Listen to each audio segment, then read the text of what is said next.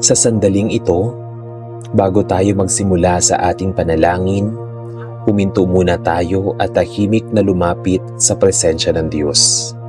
Lahat tayo ay nagkakamali, nagkakasala, at may mga pagkakataong nakapagsalita o nakagawa tayo ng mga bagay na nakasakit sa Diyos at sa ating kapwa. Minsan dala ng galit, takot, pagmamataas o kahinaan. Nakakagawa tayo ng mga desisyong hindi natin nais at kalaunan ay pinagsisisihan natin. Ngunit ang magandang balita ay hindi tayo tinatanggihan ng Diyos kapag tayo ay lumalapit sa Kanya ng may tunay na pagsisisi. Ang Kanyang puso ay puno ng awa at pagpapatawad. Hindi mahalaga kung gaano kabigat ang ating pagkakamali kapag tayo ay tunay na nagsisisi at humihingi ng tawad, bukas ang Kanyang mga kamay upang tayo ay tanggapin, linisin at bigyan ng panibagong pagkakataon. Sinasabi sa unang Juan chapter 1 verse 9, kung ipinahahayag natin ang ating mga kasalanan, siya ay tapat at makatarungan. Kaya't patatawarin niya tayo sa ating mga kasalanan at lilinisin sa lahat ng ating kalikuan. Kaya bago tayo manalangin, ihanda natin ang ating puso ng may katapatan at kababaang loob. Hindi natin kailangang itago sa Diyos ang ating mga pagkukulang sapagkat alam niya ang lahat ng nasa ating puso. Sa oras na ito, alalahanin natin ang mga bagay na nais nating pagsisihan at buong tapang na aminin ang ating mga pagkakamali sa Panginoon. Humingi tayo ng tawad sa mga pagkakataong tayo ay nagkulang sa pagmamahal, sa mga salitang nakasakit, sa mga maling desisyon, at sa mga kasalanang alam mo at hindi. Hilingin din natin sa Diyos ang lakas na magbago, matutong magpatawad, at mamuhay ayon sa Kanyang kalooban. Halina at tayo'y manalangin sa Diyos. Sa ngalan ng Ama, at ng Anak, at ng Espiritu Santo. Amen. Amang makapangyarihan sa lahat, Diyos na banal, tapat, at puspos ng awa. Lumalapit po ako ngayon sa iyong presensya ng may kababaang loob.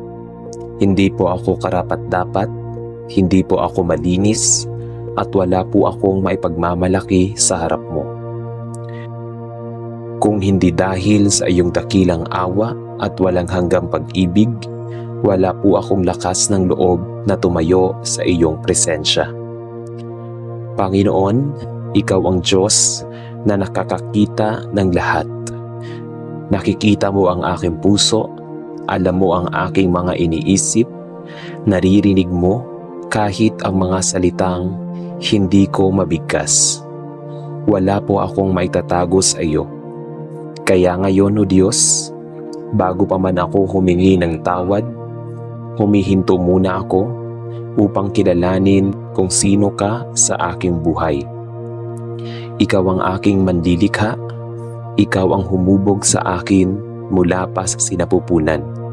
Ikaw ang nagbigay ng hininga ng buhay sa aking mga baga. Ikaw ang dahilan kung bakit ako bumabangon araw-araw. At sa kabila ng lahat ng iyong kabutihan, ako po ay nagkulang. Pagkilala sa dakila at kadakilaan ng Diyos.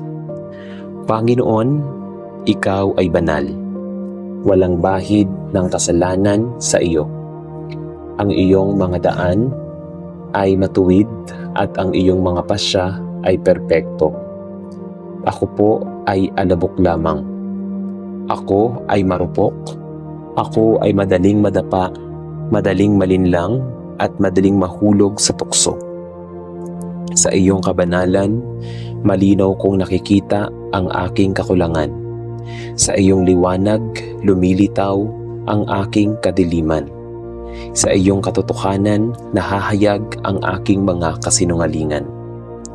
Panginoon, hindi po ako lumalapit sa iyo upang magdahilan. Hindi po ako lumalapit upang ipagtanggol ang akin sarili. Hindi po ako lumalapit upang sisihin ng iba. Lumalapit po ako upang umamin. Ama, patawarin mo po ako. Patawarin mo ako sa mga kasalanang nagawa ko ng may kamalayan. Sa mga pagkakataong alam kong mali pero pinili ko pa rin. Patawarin mo rin ako sa mga kasalanang nagawa ko nang hindi ko namamalayan. Sa mga salitang nakasakit, sa mga kilos na nagpapadulot ng sugat, sa mga desisyong naging sanhi ng pagkasira.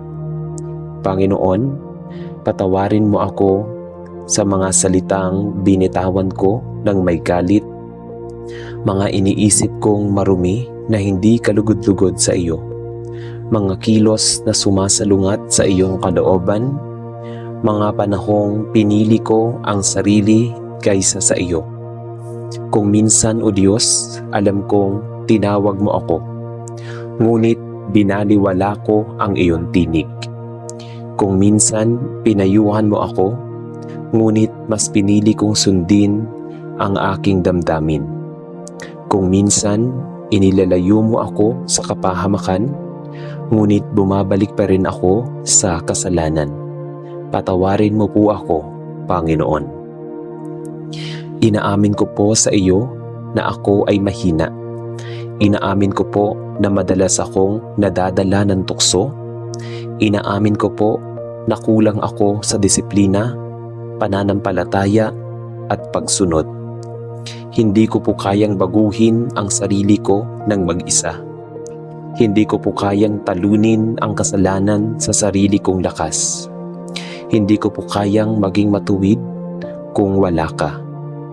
Kaya ngayon, O Diyos, inilalapag ko sa iyong paanan ang lahat ng aking bigat, ang aking mga pagkukulang, ang aking mga kasalanan, ang aking mga lihim na pakikibaka. Wala na po akong itinatago. Paglapit sa awa ng Diyos. Panginoon, umaasa po ako sa iyong awa. Hindi sa aking kabutihan, hindi sa aking nagawa, kundi sa iyong dakilang pag-ibig. Ikaw ang Diyos na nagpapatawad. Ikaw ang Diyos na nagbibigay ng bagong simula.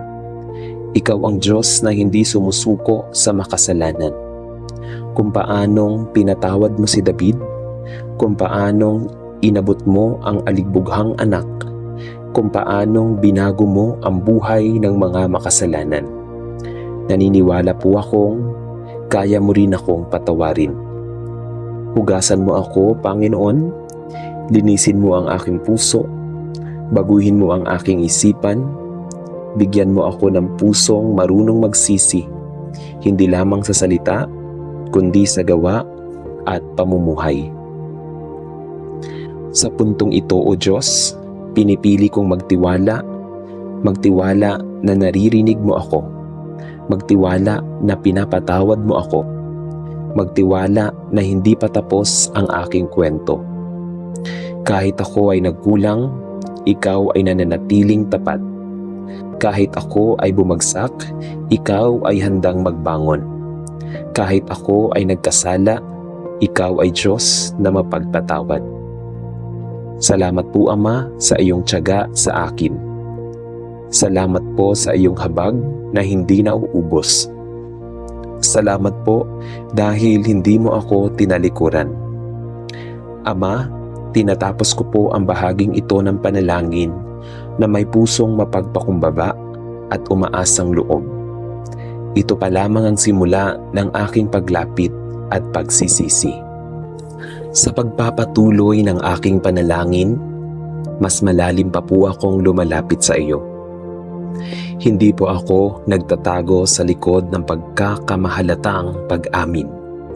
Sa bahaging ito, hinahayaan kong siyasatin mo ang bawat bahagi ng aking pagkatao, ang aking isip, ang aking salita, at ang aking gawa.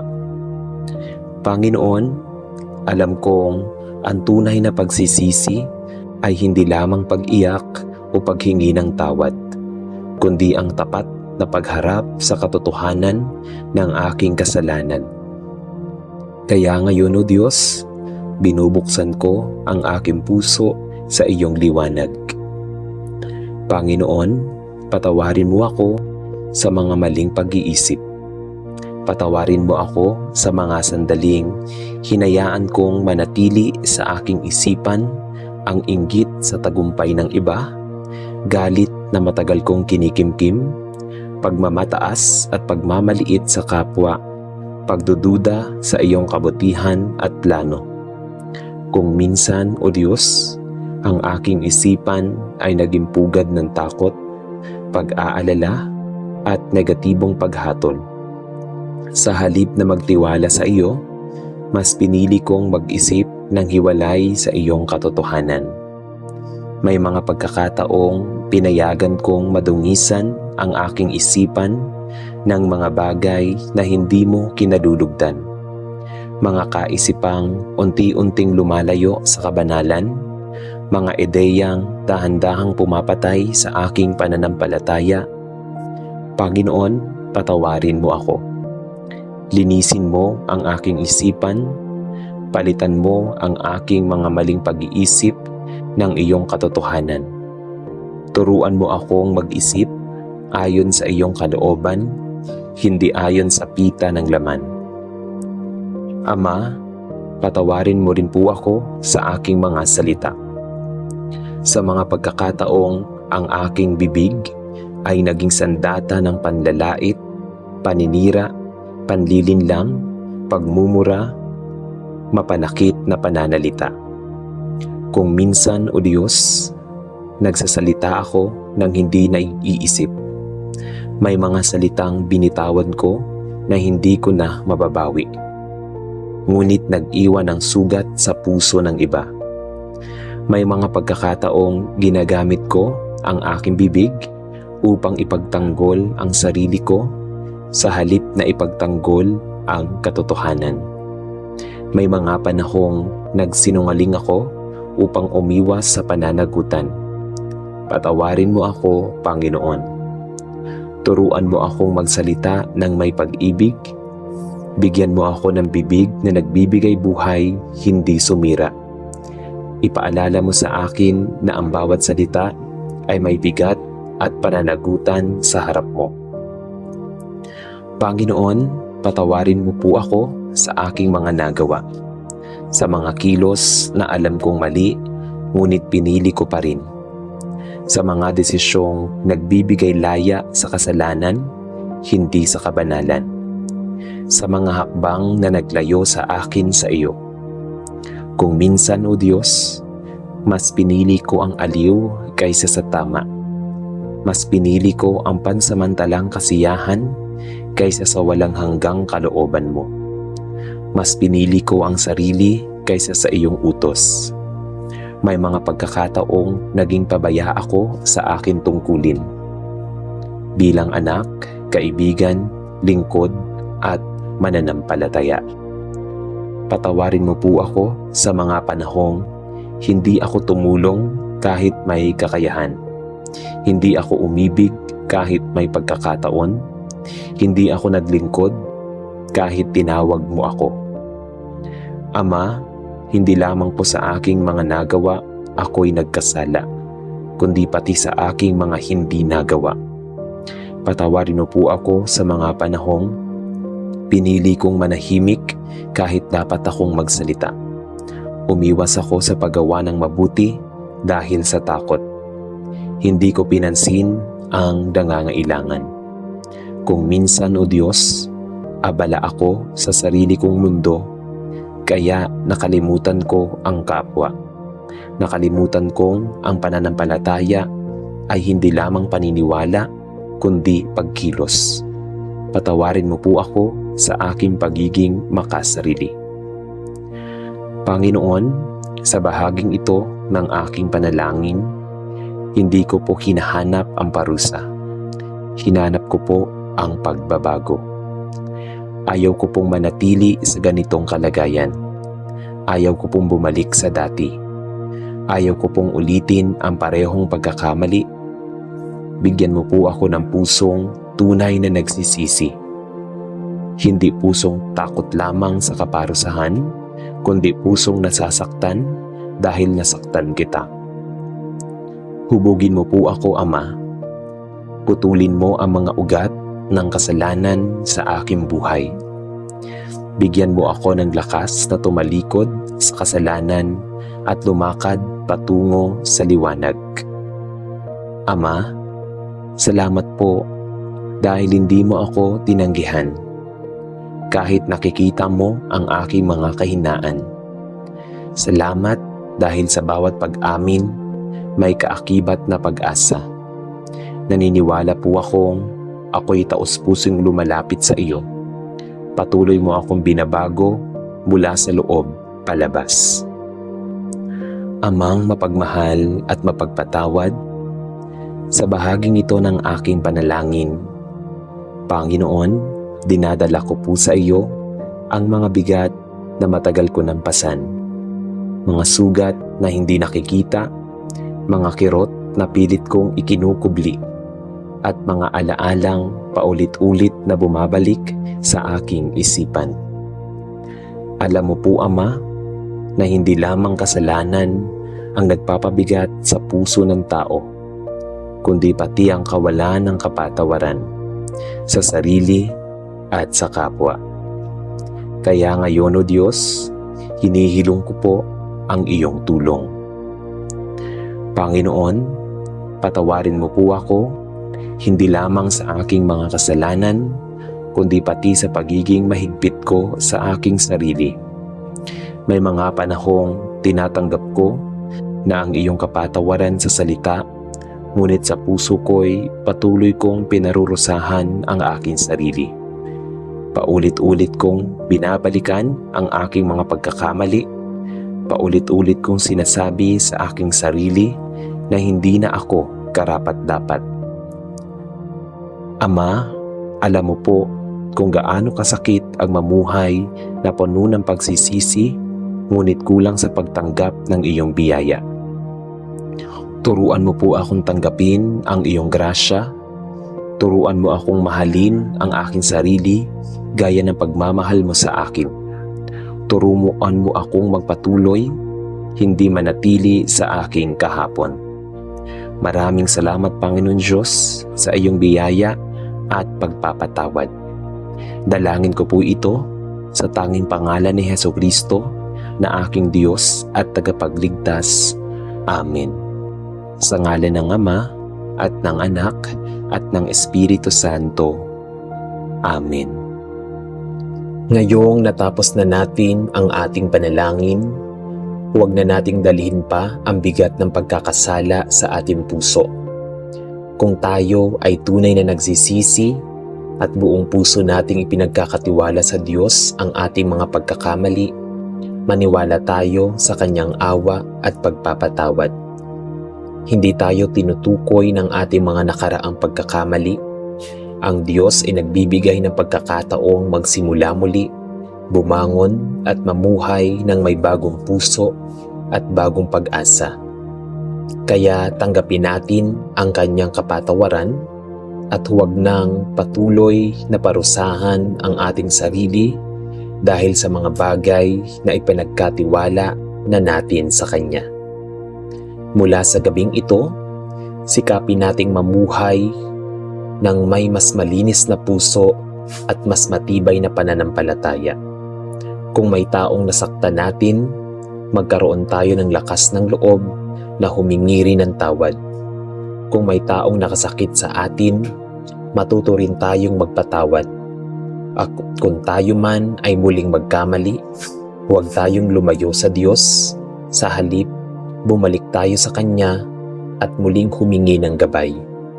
Naway punuin ng Panginoon ang iyong puso ng kapayapaan, alisin ang bigat ng pagsisisi, at bigyan ka ng lakas upang magsimula muli. Tandaan natin, ang awa ng Diyos ay hindi nauubos at ang Kanyang pag-ibig ay laging nagbibigay ng panibagong pagkakataon. Amen.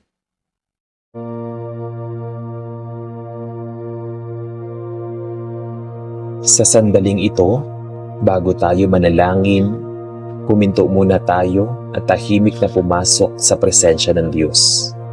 Ang buhay natin ay puno ng pagkakataong nagkakamali.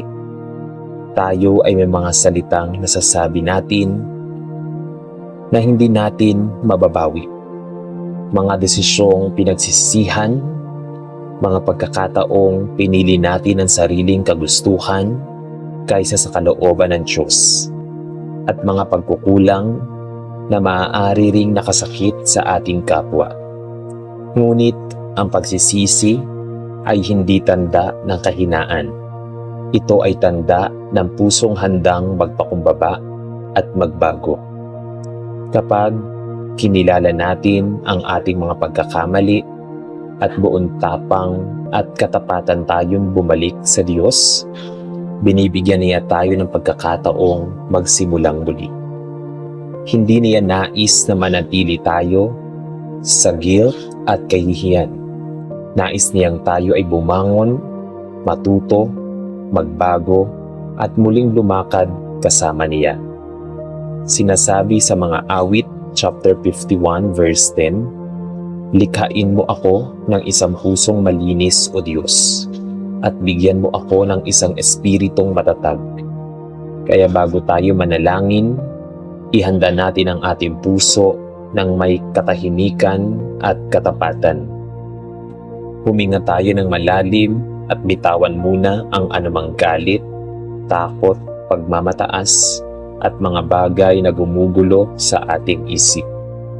Sa harapan ng Diyos, wala tayong kailangang itago.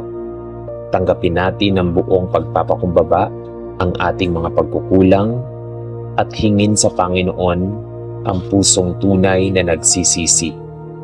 Hilingin natin ang kanyang awa, kapatawaran at lakas upang maiwasang maulit ang mga pagkakamali. Kung may taong ating nasaktan, hilingin natin ang tapang na humingi ng tawad. Kung may taong nakasakit sa atin, hilingin natin ang pusong marunong magpatawad. At higit sa lahat, hilingin natin na baguhin ng Diyos ang ating puso upang mas maging tapat tayo sa Kanya. Halina at tayo'y manalangin sa Diyos. Sa ngalan ng Ama at ng Anak at ng Espiritu Santo. Amen. Sa ngalan ng Ama at ng Anak at ng Espiritu Santo. Amen. Panginoon Diyos makapangyarihan sa lahat, sa bahaging ito ng aking panalangin, Panginoon, dinadala ko po sa iyo ang mga bigat na matagal ko nang pasan, mga sugat na hindi nakikita, mga kirot na pilit kong ikinukubli, at mga alaalang paulit-ulit na bumabalik sa aking isipan. Alam mo po, Ama, na hindi lamang kasalanan ang nagpapabigat sa aking puso, kundi pati ang kawalan ng kapatawaran sa sarili at sa kapwa. Kaya ngayon, O Diyos, hinihiling ko po ang iyong tulong sa akin. Panginoon, patawarin mo po ako, hindi lamang sa aking mga kasalanan, kundi pati sa pagiging mahigpit ko sa aking sarili. May mga panahong tinatanggap ko na ang iyong kapatawaran sa salita, ngunit sa puso ko'y patuloy kong pinarurusahan ang aking sarili. Paulit-ulit kong binabalikan ang aking mga pagkakamali. Ama, alam mo po kung gaano kasakit ang mamuhay na puno ng pagsisisi, ngunit kulang sa pagtanggap ng iyong biyaya. Patawarin mo po ako sa patuloy na pagbuhay sa aking mga nakaraan. Pag-aakalang hindi na ako mababago, pag-iisip na mas malaki ang aking kasalanan kaysa sa iyong awa. Tulungan mo po akong maniwala na kung sinabi mong ako'y pinatawad na, ako nga ay tunay na pinatawad. Turuan mo akong tanggapin ang iyong grasya. Turuan mo akong mahalin ang aking sarili gaya ng pagmamahal mo sa akin. Turuan mo akong magpatuloy, hindi manatili sa aking kahapon. Ama, sa bahaging ito, buong tapat kong inaamin na may mga taong nakasakit sa akin. May mga salitang binibitawan na hanggang ngayon ay sariwa pa rin. May mga kilos na nagdulot ng sugat na matagal gumaling. May mga taong pinagkatiwalaan ko, ngunit ako'y binigo. Panginoon, hindi po madali ang magpatawad. Hindi po ito natural sa aking pagkatao. Ngunit alam kong ang kawalan ng kapatawaran ay parang lason, unti-unting sumisira sa aking puso. Kaya ngayon sa tulong mo, pinipili kong magpatawad. Hindi dahil tama ang kanilang ginawa, kundi dahil ayaw ko nang manatiling bihag ng sakit. Pinapatawad ko po sila, Panginoon, kahit masakit. Kahit hindi paganap ang aking damdamin, kahit hindi nila hiningi ang aking kapatawaran, ipinauubaya ko iyon sa kanila. Ipinauubaya ko sa iyo ang pagaling ng aking puso. Ama, may mga sugat na walang kasamang paghingi ng tawad. May mga tanong na hindi kailanman nasagot. May mga taong umalis nang hindi nagpaalam. Panginoon, tinuturuan mo akong magpatawad kahit walang paliwanag. Hindi para kalimutan ang nangyari, kundi para palayain ang aking sarili. Tanggapin mo po ang bigat sa aking dibdib. Tanggapin mo po ang galit na matagal ko nang kinikimkim. Tanggalin mo po ang pait na naging bahagi ng aking pagkatao. Palitan mo po ito ng kapayapaan. Ama, sa sandaling ito, inilalapag ko sa iyong harapan ang lahat ng tanikala ng aking puso, galit, sama ng loob, hinanakit at takot. Ayaw ko po mabuhay na puno ng bigat. Ayaw ko na pong mamuhay na bihag ng nakaraan. Gusto ko pong mamuhay na malayang magmahal, magtiwala at maglingkod. Palayain mo po ako, Panginoon, kung paanong pinalaya mo ako sa kasalanan. Palayain mo rin ako sa sakit, kung paanong binigyan mo ako ng bagong simula. Bigyan mo rin ako ng bagong puso. Ama, salamat po dahil sa iyo may paghilom. Salamat dahil sa iyo may kalayaan.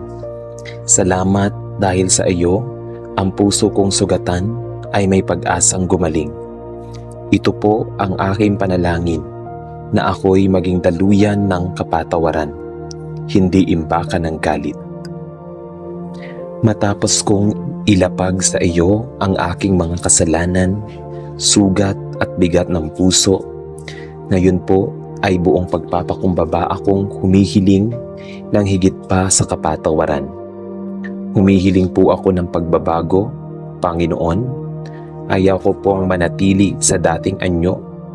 Ayaw ko pong paulit-ulit na bumalik sa parehong pagkakamali. Ayaw ko pong masanay sa kasalanan na para bang normal na bahagi ng aking buhay. Gusto ko pong magbago, hindi lamang sa panlabas, kundi mula sa kaibuturan ng aking puso. Ama, palitan mo po ang aking puso. Kung ang aking puso ay naging matigas, palambutin mo ito. Kung ito ay naging manhid sa kasalanan, gisingin mo ito. Kung ito ay napuno ng pagmamataas, hubarin mo ito. Bigyan mo po ako ng pusong marunong makinig sa iyong tinig, mabilis magsisi kapag nagkamali, handang sumunod kahit mahirap. Tanggalin mo po ang pusong mahilig sa kasalanan at bigyan mo ako ng pusong umiibig sa kabanalan. Panginoon, alam mo po kung gaano ako kahina sa tukso. May mga sandaling matatag ako, ngunit may mga sandaling mabilis akong bumigay. May mga araw na puno ako ng pananampalataya, ngunit may mga gabing puno ako ng pakikibaka. Kaya ngayon, O Diyos, hinihiling ko ang iyong lakas. Bigyan mo ako ng lakas na tumanggi sa tukso, umiwas sa mga sitwasyong nagdadala sa kasalanan, pumili ng tama kahit walang nakikita. Kapag ako'y nangihina, palakasin mo ako. Kapag ako'y nadadapa, iahon mo ako. Kapag ako'y natutukso, ipaalala mo sa akin kung sino ako sa iyo. Ama, may mga gawi sa aking buhay na hindi ka nalulugod. Mga gawi na unti-unting humihila sa aking panayo sa iyo. Mga ugaling matagal ko nang kinasiyahan, ngunit alam kong dapat ko nang bitawan. Panginoon, tulungan mo akong putulin ang mga ito. Bigyan mo po ako ng tapang na iwan ang maling impluwensya, ang mga bisyong sumisira sa aking kaluluwa, ang mga relasyon at bagay na naglalayo sa akin sa iyo. Hindi po ito madali, ngunit naniniwala akong sa iyo, posible ang lahat. Panginoon, baguhin mo po ang aking isipan. Turuan mo po akong mag-isip ayon sa iyong salita. Palitan mo ang aking mga dating pananaw ng iyong katotohanan. Gawin mong gabay ang iyong kalooban sa bawat desisyon ko sa buhay. Nais ko pong mamuhay na may disiplina, takot sa Diyos, may malinaw na direksyon. Hindi po perpekto ang aking hangarin, ngunit totoo po ang aking intensyon. Ama, alam kong ang pagbabago ay hindi isang iglap lamang. Ito ay proseso, may pag-angat at may pagbagsak. Kapag ako po ay muling nagkamali, huwag mo po akong hayaang sumuko. Kapag ako po ay nadapa, tulungan mo akong bumangon agad. Kapag ako po ay nanghina, ipaalala mo po na ikaw ay kasama ko. Tulungan mo po akong maging matyaga sa aking sarili habang ikaw ay patuloy na humuhubog sa akin. Ama, salamat po dahil ikaw ay Diyos na hindi lamang nagpapatawad kundi nagbabago ng buhay. Salamat dahil ang pagsisisi ay hindi katapusan kundi simula ng bagong landas. Salamat dahil sa iyo may pag-asa akong maging bagong nilalang. Ito po ang aking samot dalangin sa tanging pangalan ni Jesus na aking Diyos at tagapagligtas. Amen. Sa ngalan ng Ama at ng Anak at ng Espiritu Santo. Amen.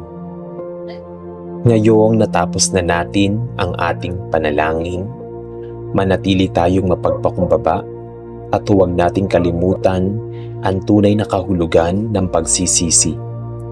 Ang pagsisisi ay hindi lamang pag-amin sa ating mga pagkakamali, kundi isang desisyong talikuran ang maling landas at piliing bumalik sa Diyos.